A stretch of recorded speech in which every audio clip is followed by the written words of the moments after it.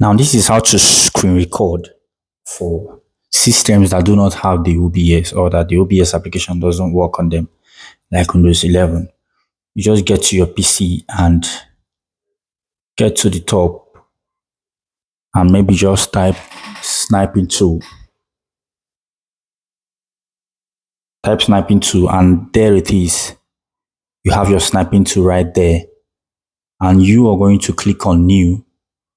When you click on new, you will just drag and drop to the portion of the screen you want to record.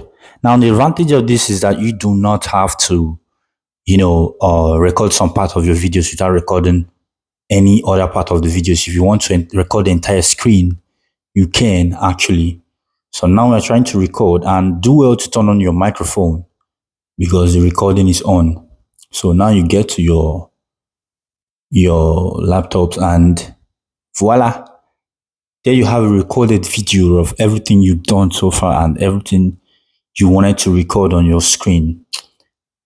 It's already going on. You can see the timing above the screen saying, this is it. Let me drag the screen a bit up. Okay, there, perfect timing for you. So you see, so in case you done recording and you want to pause the screen, you can also use this tool for, let's say, screenshots. Then for some device, I think print screen works as well. Print screen works for taking screenshots. And when you are done, you'd be sure to click on save and just put any tag on the name of the video you just made or anything you wanted to do for your content creation or stuff like that. Thanks for watching.